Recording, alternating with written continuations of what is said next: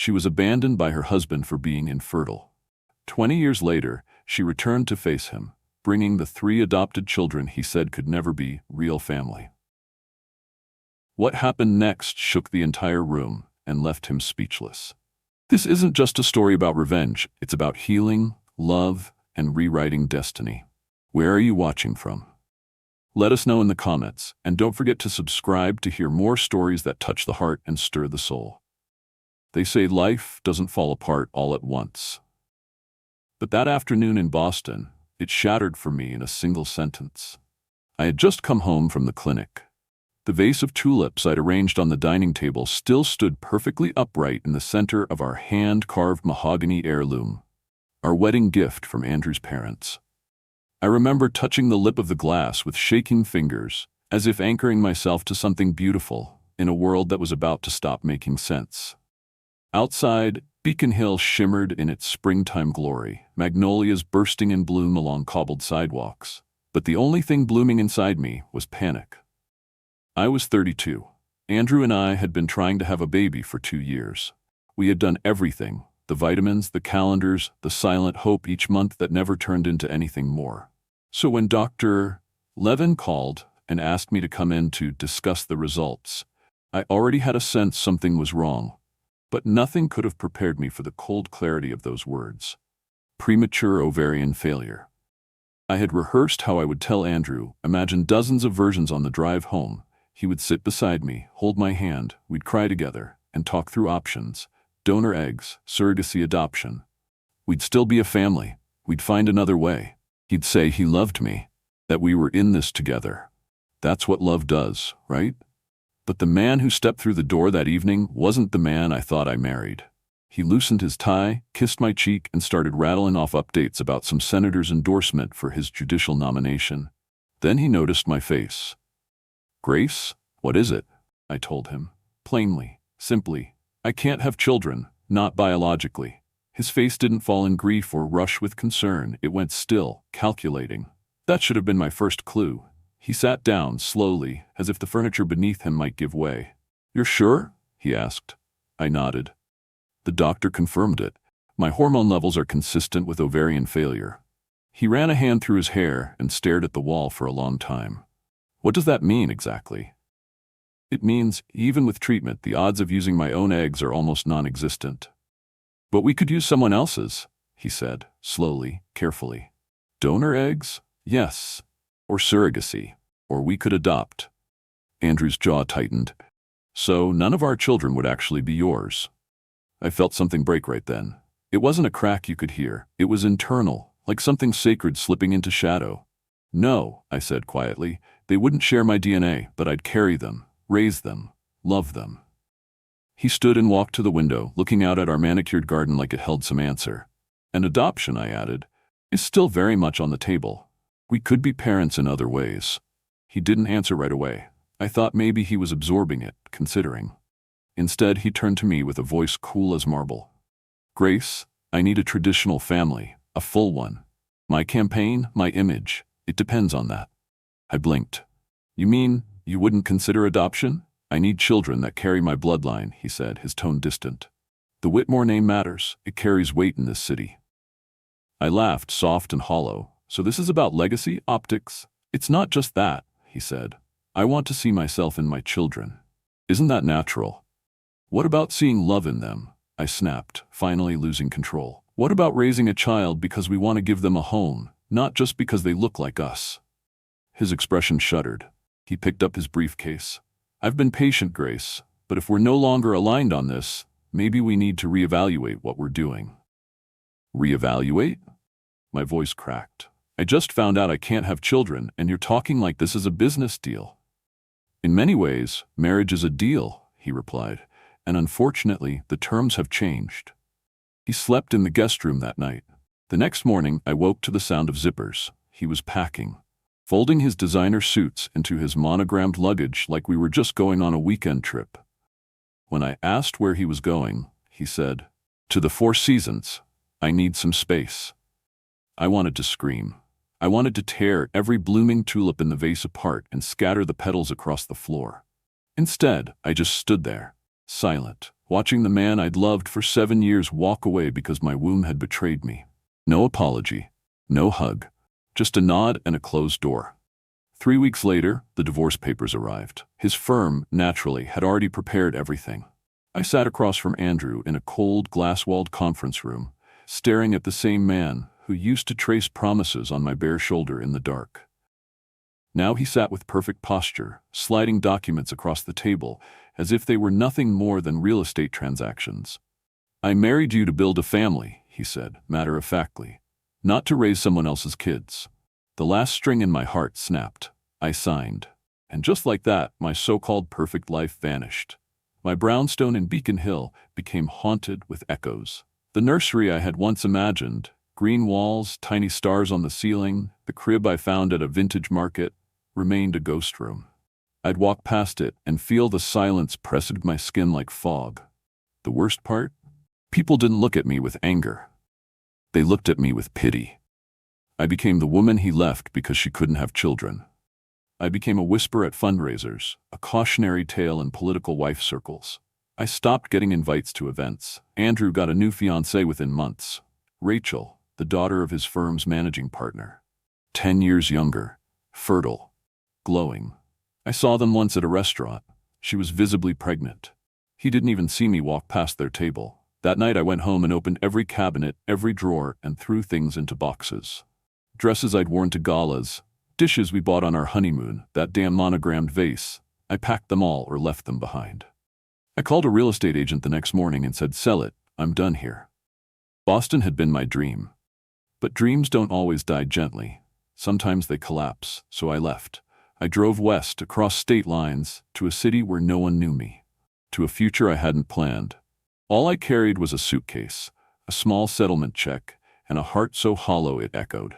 I didn't know it yet, but I was about to discover something no diagnosis, no man, no city could take from me. The kind of love that doesn't need DNA, the kind of family you choose, and the kind of strength born not from what life gives you, but from what it dares to take away. Chicago didn't look like healing when I first arrived. It looked like brick, endless brick. My apartment was a third-floor walk-up in a building that leaned slightly left, across from a Dunkin' Donuts and a liquor store with flickering neon. The studio was barely 400 square feet. The door creaked, the radiator hissed, and the view from my window was a red brick wall with a faint graffiti scrawl that read, "You tried." I wasn't sure if that was encouragement or mockery. The place smelled like paint and mildew. I dragged my one suitcase and a box of books across the uneven floor, set my folded linens on the futon, and collapsed beside them. That night, I didn't cry. I just stared at the ceiling, numb, listening to the unfamiliar rhythm of Chicago traffic outside my window. It was fast, erratic, horns, buses, laughter, and the occasional scream that made me double-check the lock. I had traded champagne galas and designer wallpaper for peeling linoleum and boxed dinners. But for the first time in months, no one looked at me with pity. No one looked at me at all. There was something quietly liberating in that.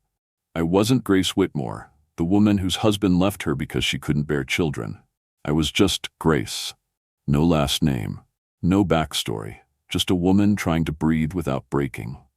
I opened my laptop and stared at an empty inbox. My old client list had vanished overnight. I tried calling one or two of them, women who used to gush over my curated taste, who invited me to decorate their summer homes. Now their assistants politely informed me that they'd gone in a different direction. The industry was small. Andrew's reach was long. Whispers of instability, unreliability, even emotional fragility had quietly poisoned every opportunity before it reached me. The divorce had made him sympathetic, me radioactive. So I did what I hadn't done in a decade. I went on Craigslist.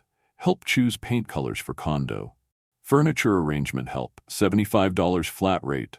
Staging advice needed. Must bring own tape measure. It wasn't glamorous, but it was something. That week, I biked to a walk-up in Wicker Park to help a young couple pick between shades of beige. They were newlyweds, all giggles and mess, with a dog that barked every time I suggested removing the beanbag bag chair. They couldn't pay much, but they made me tea and said thank you like they meant it. "You have such an eye," the wife said, clutching a fan of paint swatches. "Our place is gonna look amazing." It wasn't Architectural Digest, it wasn't Beacon Hill, but it was the first time in a long time someone made me feel useful. Word spread, the way word always does in a tight community. One gig became two.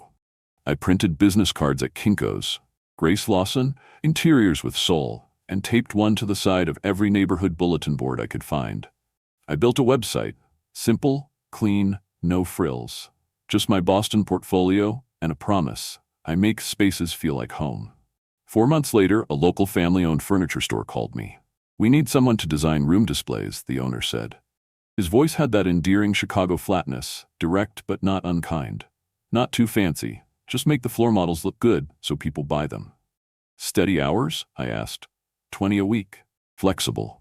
"I'll take it," I said almost too quickly. The job was repetitive. Matching dressers to rugs, flaring pillows just so, spraying linen mist in the baby section, but it paid the bills.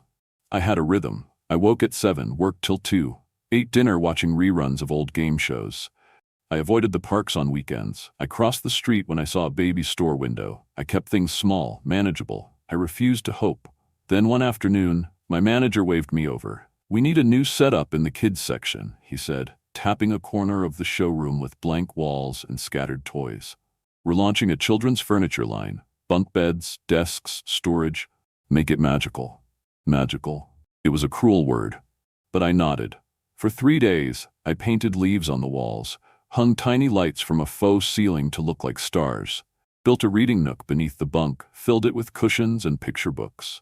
I turned a boring set into a woodland hideout, complete with a desk that looked like a treehouse and a lamp shaped like a fox. Every detail had a purpose. Every inch was built with love, for children I didn't have and never would. When I was done, I stood in the middle of it all. Just me and the trees and the bunk bed. No one clapped. No photographer snapped pictures. It wasn't a cover spread, but it was beautiful, real. The kind of space I had once dreamed of for my own child. I sat down on the bottom bunk and cried. Not a quiet, elegant cry, but the kind of sobbing that breaks loose from places you forgot existed. I cried for the nursery I never built, for the name I never got to pick, for the man who left and the life I couldn't go back to. I cried because I didn't know what came next. "Hello?" The voice startled me. I turned quickly, wiping my face, ashamed to be caught in that moment. A petite woman stood in the doorway. Asian, mid-30s, with a kind smile and a stack of flyers in her arms. "I'm so sorry," she said. "I thought everyone had left. I was just dropping these off for the fundraiser." I tried to collect myself, but she stepped inside gently. "Did you design this?" I nodded. "It's beautiful," she said, setting down the flyers. "Really beautiful." "Thanks," I whispered. She sat beside me on the bunk. "I'm Mei Lin. I work with the Chicago Children's Center. We help foster kids and kids awaiting placement." I looked at her, still catching my breath. She gestured around us. "This kind of room? It's the kind of thing they dream about. Most of their visits with parents happen in cold, gray offices. Nothing like this." I swallowed hard. "Would you ever be interested in helping us?" she asked. "We need help redesigning our visitation rooms. It's volunteer work. But you clearly have a gift." I stared at her, at the hand she extended, not just physically, but spiritually. Maybe I didn't know what came next. Maybe I didn't have a child of my own. But I had 2 working hands, a vision, and a broken heart still capable of building something beautiful. So I said yes. That yes would change everything. It was the first step towards something I didn't yet understand. The beginning of a family I didn't expect, but one I would come to love more fiercely than I ever imagined possible. The first time I saw them, they looked like shadows in a storm, small, soaked in grief, and gripping each other as if letting go might undo whatever fragile thread was keeping them upright. It was 2 weeks after I met Mei Lin. I had been spending more and more time at the Chicago Children's Center, brushing up beige walls with soft pastels, rearranging worn couches, and stringing fairy lights over plastic tables. I had just finished painting a mural of a sunrise in the main visitation room, a soft wash of golds and peaches across the cracked plaster, when I heard raised voices echoing down the hall. Mei Lin stepped in, her expression tight. "New intake," she said softly. 3 siblings. Parents died in a car accident yesterday. No relatives have stepped forward." I followed her out of instinct. Down the corridor, Just outside the intake office stood a weary social worker, trying to juggle papers, a crying baby, and two wide-eyed children who looked like they hadn't slept in days. The older boy was maybe 7, his dark hair messy and clinging to his forehead. His eyes scanned the room like a soldier in a war zone, on guard, hyper-aware. His little sister clutched his sleeve with one hand and a tattered stuffed rabbit with the other. The baby in the carrier screamed, loud, angry, confused. The social worker sighed. "I've got a call in with 2 separate homes. The Hendersons might take the Patels can squeeze in one more, but we'll need to separate them." "No," Maylin said sharply. "You can't." "I don't have a choice," the woman replied. 3 kids, including an infant? It's a logistical nightmare. We'll reunite them later when something opens up." I didn't think. I just stepped forward. "Can't you keep them together?" I asked, my voice firmer than I felt. "They just lost their parents." The boy turned to me, pulling his sister closer behind him like a shield. His expression wasn't fear, it was defiance, as if daring me to say something cruel, something final. Maylin glanced at me. "It's not that simple." But I was already kneeling. "Hi," I said gently. "I'm Grace. What's your name?" He hesitated, eyes flicking between me and Maylin, then down to the floor. "Lucas," he said finally. "This is Lily, and that's Ava." Beautiful names, I thought. Names full of light. "You're very brave," I told him, "taking care of your sisters." His jaw twitched. "I promised Mom I would." And just like that, something inside me cracked wide open, not out of pity, out of recognition. I knew that kind of fear, the kind where everything familiar vanishes overnight and you're left clutching what little you have, hoping it won't be taken from you too. Later that night, I sat in the corner of the mural room, still in my paint-stained jeans, while Maylin finished paperwork at her desk. The words tumbled out of me before I could think better. What if they stayed with me? She looked up, blinking. "What?" "Temporarily, just until you find a permanent placement for all 3. "Grace?" Her voice softened. "That's a huge ask. They're not just kids. They're grieving. They're traumatized. And you haven't even started the foster certification process. I'll start it tomorrow. You live in a studio apartment. I'll find something bigger." She hesitated, searching my face. "This isn't charity work. This is full-time motherhood. Sleepless nights, counseling appointments, school pickups. It'll test every part of you." "I know. Do you?" "No," I admitted. "Not really. But I know what it feels like to be discarded, to lose everything and be told you're not enough. And I know I can't watch these kids get ripped apart. Not if there's something I can do." She sat back, watching me for a long time, then sighed. "Let me make some calls."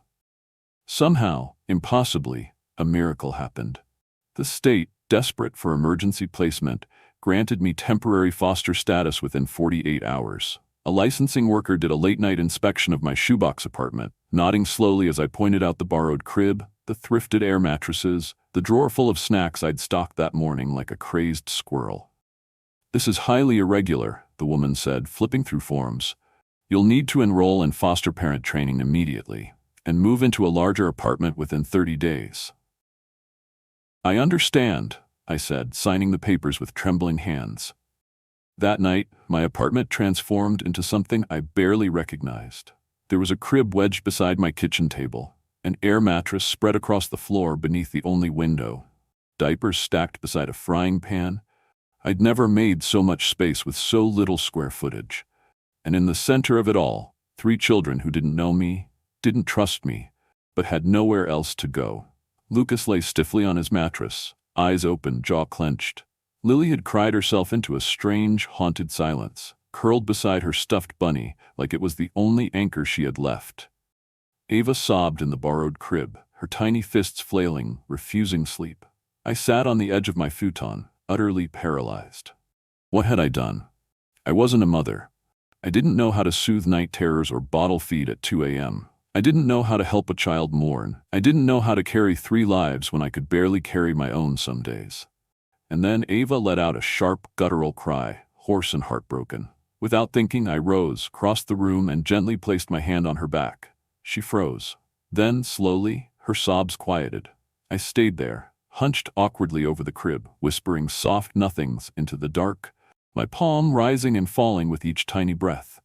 The room was quiet except for the creak of the radiator and the distant rumble of a passing train. Something inside me shifted. I didn't know what I was doing, but I knew how to love. I could learn the rest.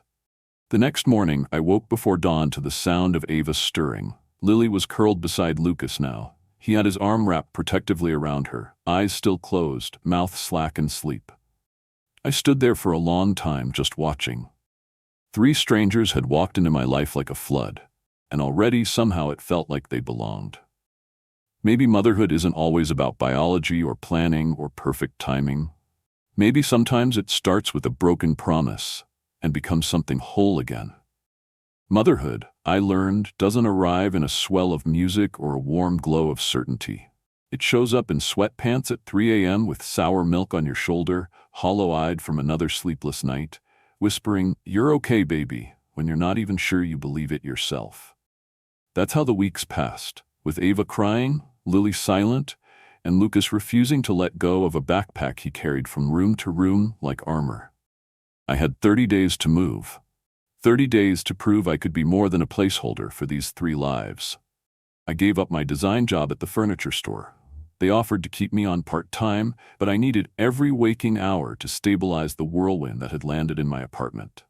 I sold some jewelry I hadn't worn since Boston, the watch Andrew gave me, the necklace I once wore to his firm's holiday gala. None of it mattered anymore. Our new apartment wasn't much, 2 bedrooms barely, but to me, it felt palatial. A place with doors that closed, a hallway for Ava to crawl down, a small balcony that caught the evening sun just right. I set up their beds first, mattress on the floor for Lucas, pink sheets and a second-hand canopy for Lily. The crib in my room stayed, because Ava wouldn't sleep anywhere else, and sleep was rare. Ava cried through the night, lungs furious and tiny fists pounding air. I tried rocking, swaddling, singing, even driving her around the block at 2 a.m. She screamed until she passed out, and I cried right along with her, sometimes in the bathroom, head resting against the cool edge of the tub. Sometimes standing by the window, watching the blinking red lights of a distant antenna tower, and wondering what the hell I had done. Lucas, stoic and somber, checked the door locks 3 times every night. He hoarded snacks in his backpack, granola bars, crackers, juice boxes, and lined them up under his bed like a soldier preparing for siege. When I gently asked why, he didn't meet my eyes. "Sometimes the food just runs out," he said. Lily still hadn't spoken since the day she arrived. Her voice had retreated somewhere deep, safe, unreachable. She followed her brother wordlessly, eyes wide and wary. I would find her curled in the corner of her room with her stuffed bunny, humming tunelessly, rocking herself gently. I reached out to Maylin constantly, late-night texts, early morning voicemails. "Is this normal? What do I do when? Should I be worried that?" She was patient, reassuring, but honest. "They've been through trauma, Grace. Big trauma. You can't fix it overnight. Just keep showing up. That's more than most people ever do." So I kept showing up. Every morning I packed their lunches. Nothing fancy, just PB&Js and sliced apples. But Lucas always double-checked the bags before leaving. I walked them to school, holding Ava on my hip while Lily gripped 2 fingers like they were her lifeline. I bought an old minivan with the last of my savings, and I used it to shuttle them to therapy appointments and grocery runs and weekend drives to the park. I also started foster parent training, 3 nights a week in a church basement, with people who looked just as exhausted and overwhelmed as I felt. We sat in metal chairs, sipping bad coffee, learning about childhood trauma and behavioral red flags. But what I remember most were the stories. The mother who'd fostered 17 kids and cried talking about the one who stole her wedding ring. The single dad who adopted twin boys and still didn't know how to braid hair. And me, red-eyed, sleep-deprived, and still unsure whether I was brave or just desperate. One night, I came home to chaos. Ava had a fever, burning hot and restless in my arms. Lily had wet the bed, too ashamed to tell me. And Lucas had punched another boy at school for saying adopted kids weren't real. I sat on the bathroom floor, Ava crying in the crib beside me, water spreading across the tiles from an overflowing washing machine. My hands trembled as I mopped it up with an old towel, my breath shallow, panic rising. I can't do this. I'm not cut out for this. They deserve someone better. Someone stable. Someone who doesn't break down just because it all gets too loud. I didn't realize I was crying until I felt a small hand on my shoulder. Lily. She was holding out her stuffed bunny. Her voice, a whisper so soft I almost missed it, said, "Bunny helps when I'm sad." I stared at her, stunned. It was the first thing she'd said in weeks. Her eyes were wet, her chin quivering. And yet, she was trying to comfort me. I took the bunny, clutched it to my chest, and opened my arms. She climbed in, no hesitation. I held her tightly, Ava wailing beside us, and for the first time in days, I let go of the guilt and let love take the lead. That night, I didn't fix everything. But I did something better. I stayed. And in the staying, something shifted. Lucas started leaving one snack behind in the kitchen pantry each night. Lily whispered more each morning, just single words like juice and outside. But it was a beginning. Ava, on a cool Tuesday morning, fell asleep in her high chair mid-banana, her fever broken, her thumb in her mouth. I wasn't sleeping much, I wasn't thriving, but I was showing up. One night, I found Lucas standing in the hallway, his backpack in one hand, his shoes on. "Where are you going, sweetie?" I asked. He shrugged, eyes shining. "I don't know, if we stay too long in one place, they might come take us." I knelt down, heartbreaking.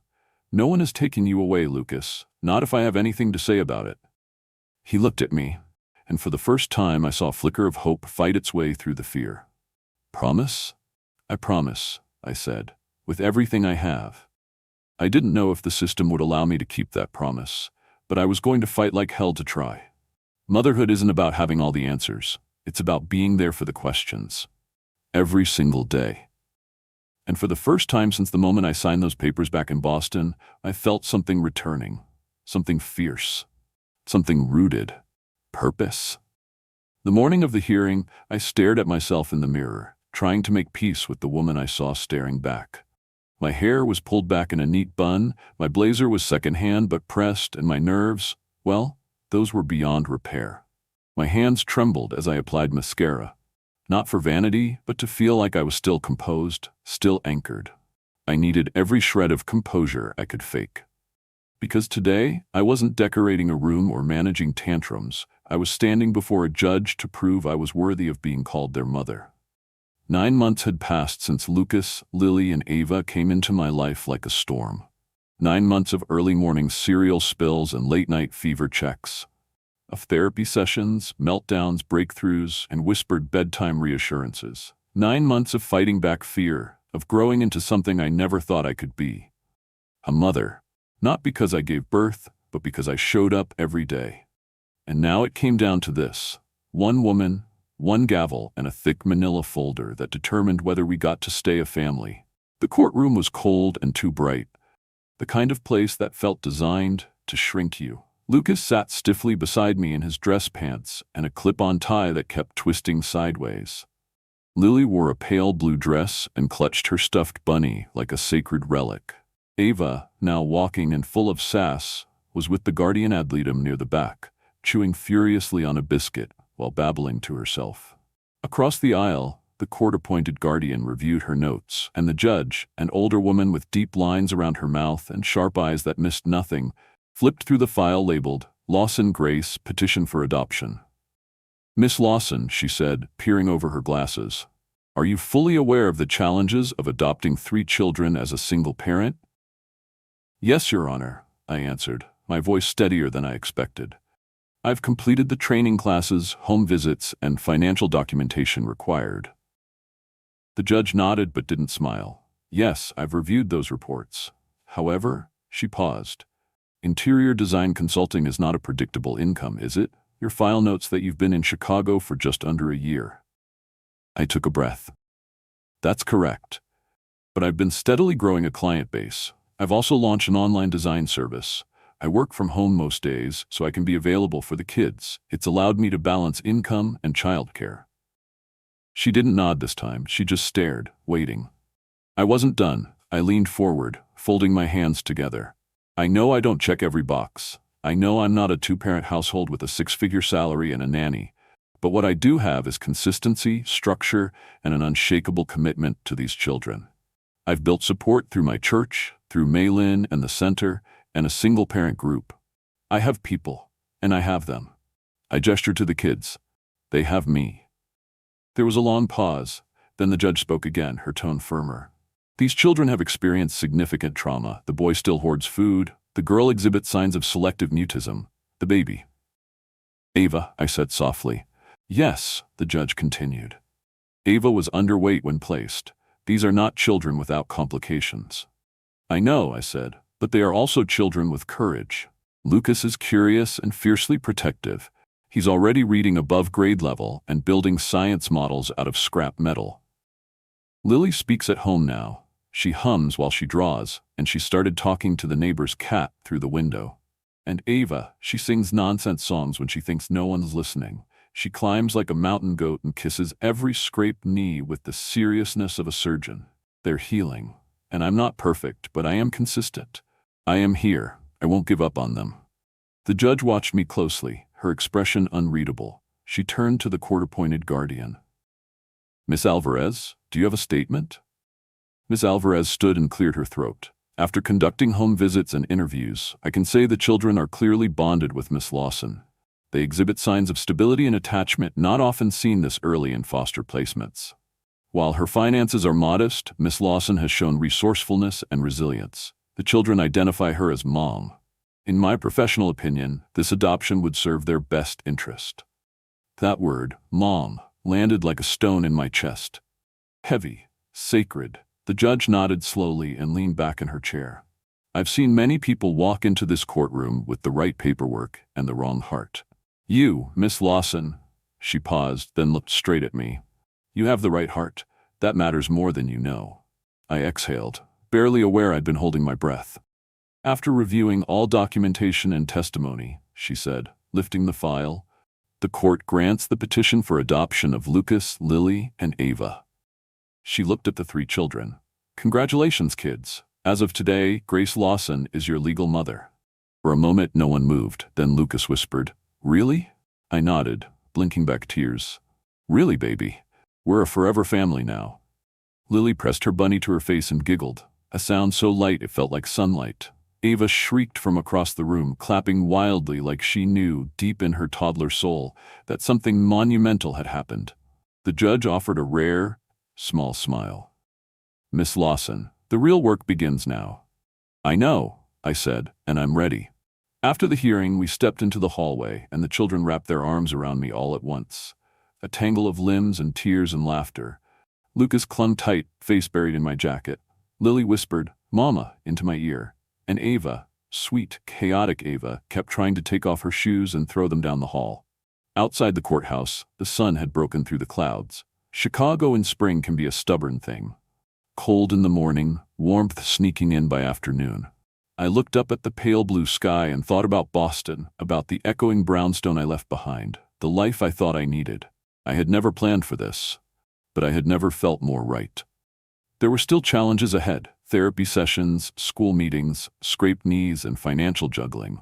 But we were a family, not by blood, but by choice, not by accident, but by intention.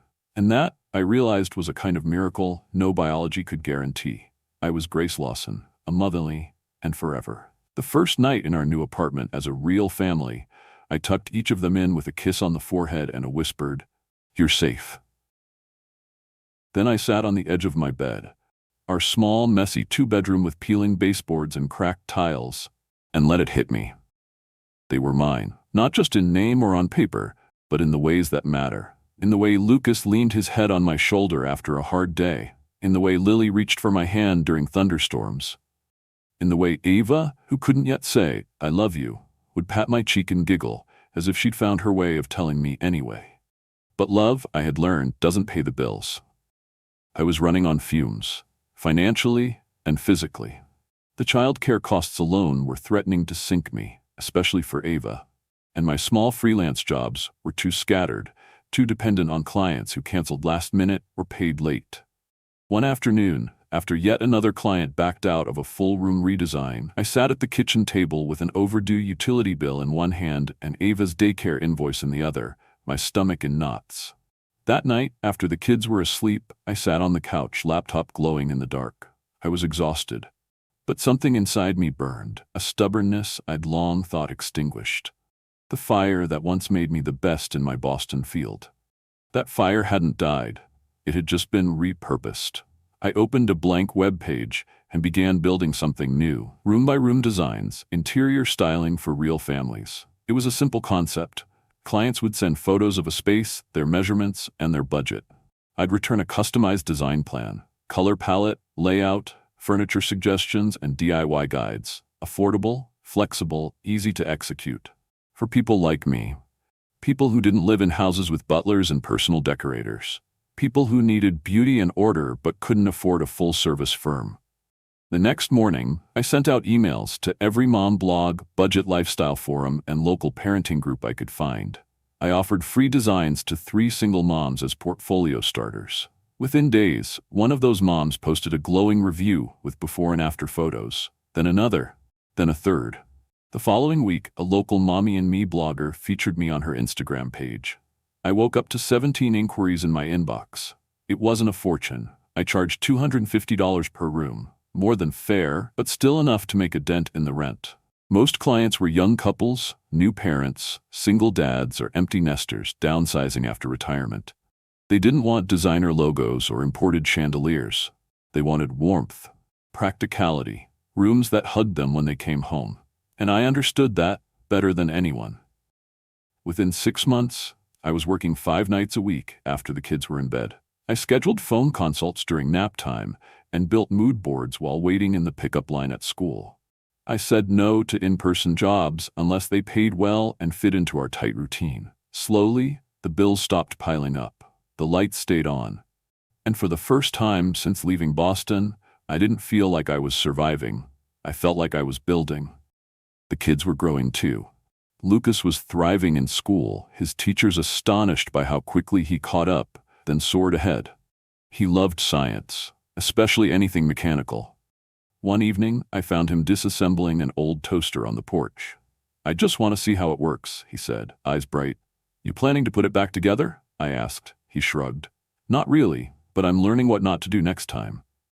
That was Lucas in a nutshell. Careful, observant, but never afraid to try again. Lily, now 6, had started whispering songs while she colored. One day, during a neighborhood block party, she wandered into a stranger's house and sat at their dusty upright piano.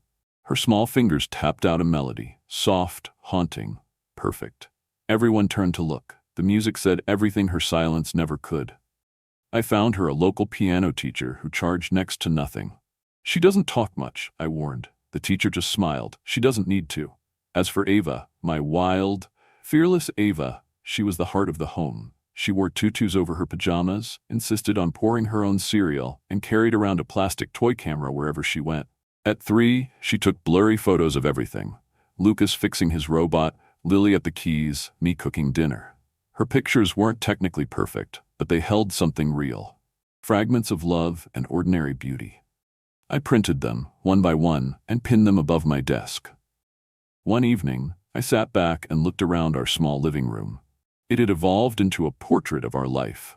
Lucas's science kits stacked on the shelf, Lily's music books next to the keyboard we'd found at a garage sale, Ava's photographs strung along twine like bunting.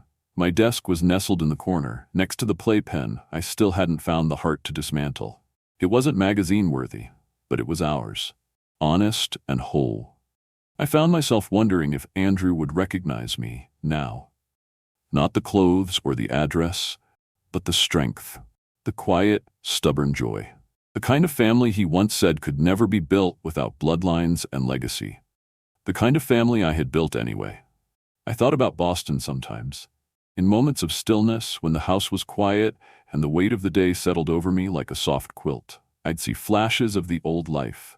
Gala invitations, polished silver, Sunday brunches with people who never got their hands dirty. I didn't miss it. Not really.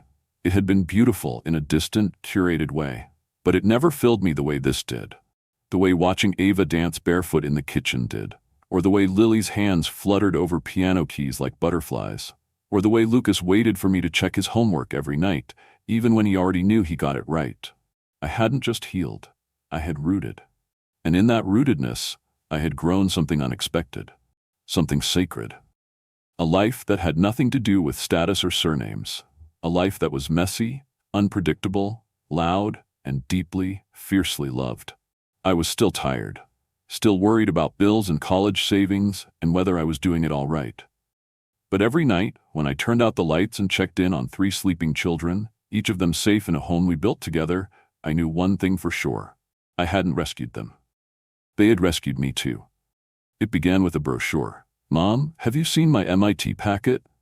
Lucas asked one morning, rummaging through drawers with the intensity of a detective on a case. "I need it for the college counselor meeting." I looked up from the breakfast table, where Ava was smearing peanut butter into her hair and Lily was humming softly over a sheet of piano music. "Check the magazine rack in the living room," I said. "You were reading it last night." Lucas nodded and disappeared. He was 17 now, tall, broad-shouldered, all knees and sharp angles, but with the same intense eyes that once scanned every room for exits and danger. Now they scanned textbooks, scholarship forms, and the future. Emma, my Ava, was 15 and still glued to her camera. She entered the kitchen with her backpack slung over one shoulder and a permission slip clutched in the other. "Mom, can you sign this? The school magazine wants to publish my urban renewal photo series." "Of course," I said, proud and unsurprised. Her lens had become sharper, more intentional. She saw beauty in the broken, the way vines curled through chain-link fences, or how old buildings leaned into one another like old friends. Lily drifted in last, quiet as ever. She was 16 now, and though she still didn't speak much to outsiders, she communicated in melody. Music was her language. Her voice, when she chose to use it, always caught me off guard. Soft, sure, and painfully beautiful. As I signed the form, Lily reminded me of her recital on Saturday. "My teacher says a scout from Berkeley might come," she said, brushing hair behind her ear. "It's on the calendar, highlighted in gold," I promised, kissing her temple. I wouldn't miss it for the world. It was chaos, the good kind. Backpacks, piano bags, camera straps, and breakfast dishes all blending into the symphony of our mornings. I stood in the kitchen, watching them gather their things, my heart swelling with something I could only describe as awe. They had grown into remarkable young adults, and every inch of them carried the imprint of the home we'd built. Then Lucas returned with the MIT brochure, and a few extras. "I've been researching Boston schools too," he said casually, slipping them into his backpack. "Harvard has a great bioengineering program, and there's this internship at Massachusetts General." My hand froze mid-sip. "Boston," he shrugged. "It's the hub for science. I mean, I've never even been to the East Coast. Could be a cool adventure." "Chicago has great programs," I offered, trying to sound light. "Northwestern, University of Chicago." "I know," Lucas said, "but I want to keep my options open." Ava chimed in, eyes lighting up. "If Lucas goes to Boston, can we visit?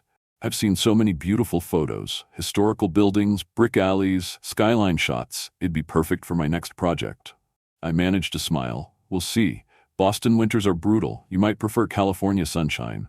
Lily watched me carefully, always the most attuned to what was left unsaid. "Mom," she said softly, "you don't like Boston, do you?" I hesitated. "It's complicated." The conversation moved on. Schedules, permission slips, bus rides, but the word Boston stuck in my throat for the rest of the day. Boston was a wound I hadn't touched in years. I had built a life in Chicago, safe, separate, new. But now my son was talking about internships in the same city where I'd been told I wasn't enough, where I had stood in front of a man I loved and learned that biology mattered more than loyalty, where I signed away a future I once thought was the only path to family. That night, after dinner, while the kids worked on homework and Lily practiced scales, Lucas asked the question I'd spent years dreading. "Mom, who is Andrew Whitmore?" The name crashed into me like a wave. "What?" I asked, trying to keep my tone steady. "I was researching internships in Boston. One of them is sponsored by the state senator's office." I clicked on the name, and it mentioned his first marriage. The name Grace Lawson came up. "Your name." Ava looked up from her sketch pad. Lily removed her headphones. All 3 of them stared. My mouth was dry. I set down my glass of water. "I didn't mean to dig," Lucas added quickly. "It just came up." I nodded slowly. "It's okay. I suppose it was bound to, eventually." They waited. I realized then I couldn't keep protecting them with silence. They were no longer children. And this wasn't just my story anymore. It was part of theirs. "Andrew Whitmore is my ex-husband," I said. We were married a long time ago, in Boston. Why didn't it work out? Ava asked gently. I met their eyes. Because I couldn't have children. I was diagnosed with premature ovarian failure when I was 32. And when I told him, he left. He said he needed a traditional family, children with his blood. He didn't believe adoption made someone a real parent. Lucas's jaw clenched. He left you because of that? I nodded. He filed for divorce 3 weeks later, married someone else, had 2 kids, built a political career, all while insisting to the world that he was a champion of family values. Lily's voice trembled. So, is that why you adopted us? No, I said firmly. I didn't adopt you because of him. I adopted you because I saw you and I knew immediately that you were mine. My children, my heart knew it before my head even caught up. What he did broke me, yes, but loving you healed me. Loving you became the life I was always meant to live. Lucas was quiet for a long time. Then he turned his laptop toward me. On the screen was Andrew's campaign website. There he was, older, grayer but still smug, standing beside a perfectly polished wife and 2 adult children, smiling beneath a bold slogan, family integrity, leadership, legacy. Ava made a disgusted sound. That's the guy? Lucas nodded. He's hosting a big campaign gala next month, at the Ritz in Boston. The room went still. Then Lily said, Did you ever want to show him what he lost? I didn't answer immediately. I thought about it, really thought about the years I spent rebuilding myself, the nights I cried in silence, the first time Lucas called me Mom, the photo Ava took of us, framed in the hallway, the song Lily wrote called Belonging. I used to, I said. A long time ago. But I chose peace, we moved forward, that was enough. Lucas exchanged a look with his sisters. I knew that look. What are you planning? I asked. Nothing, he said too quickly. I narrowed my eyes. Later that week, while gathering laundry from Lucas's room, I found it. An elegant cream envelope with gold lettering, an invitation to the Whitmore for Senate fundraising gala.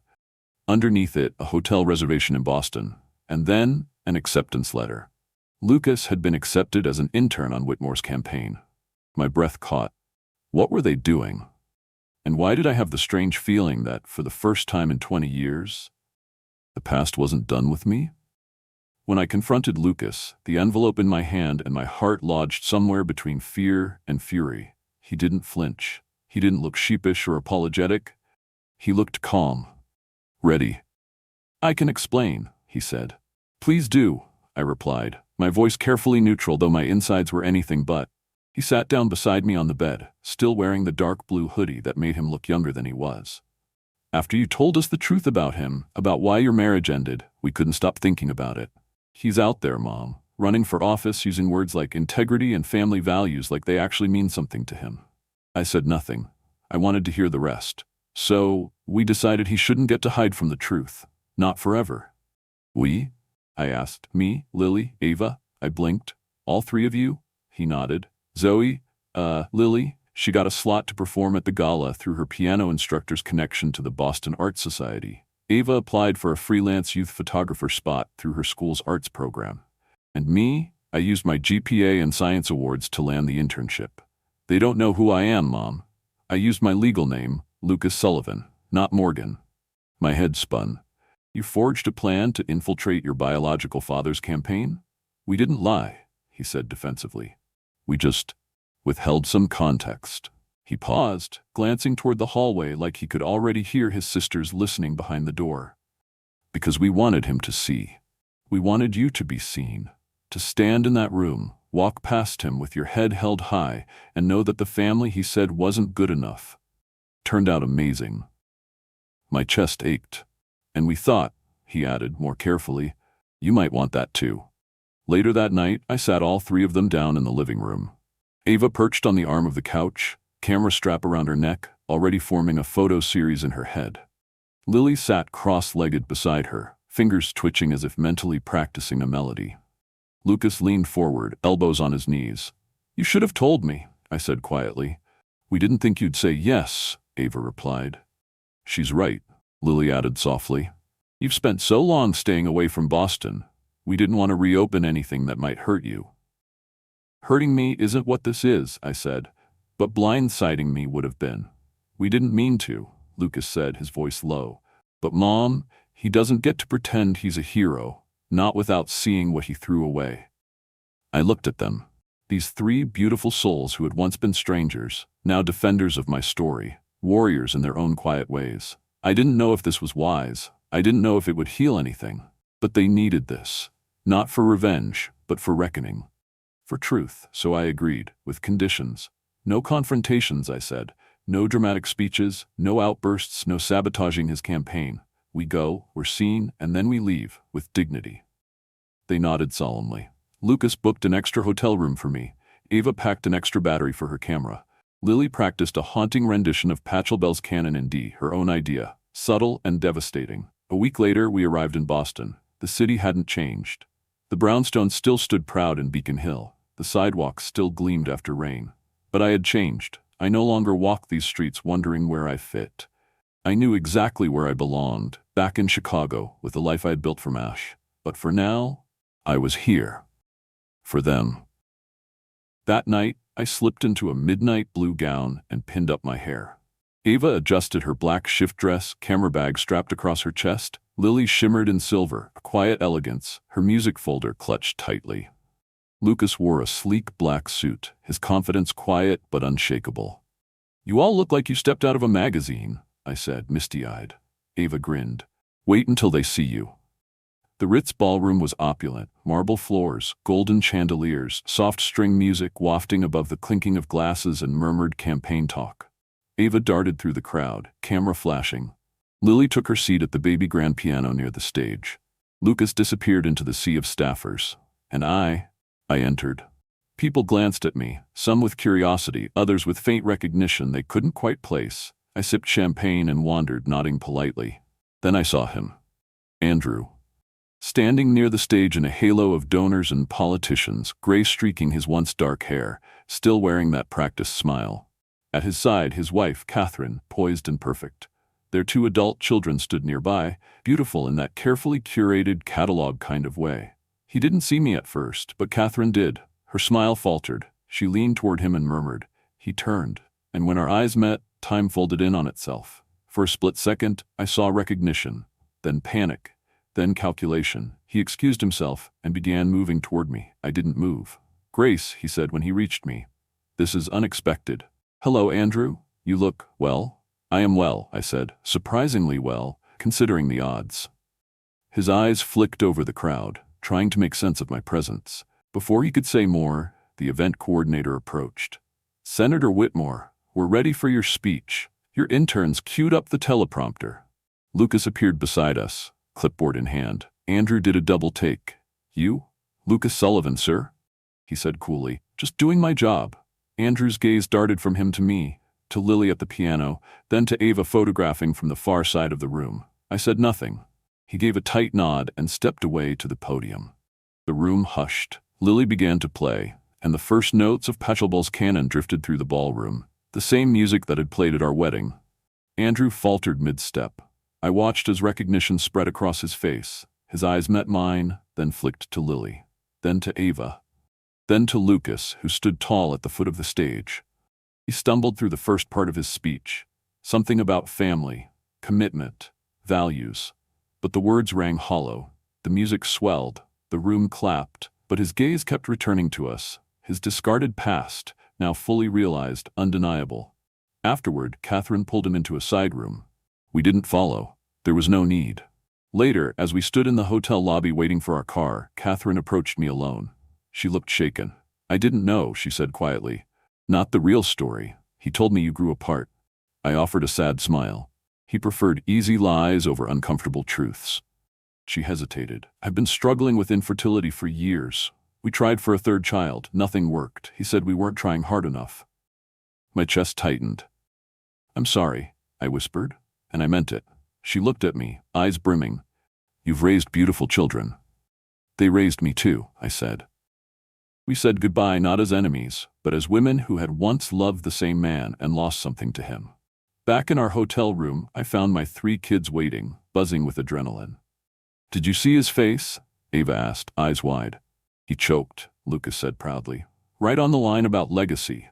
"I think that was enough," I said, taking off my heels. Lily looked up. "Was it what you needed, Mom?" I thought for a moment, then nodded. Yes, I said. Not because we made him squirm, but because we stood in that room shoulder to shoulder and proved that this, us, is what family looks like. Lucas wrapped an arm around my shoulders. You always say we saved you. You did. Tonight, he said, you saved us too. And with that, we let Boson go. We had done what we came to do.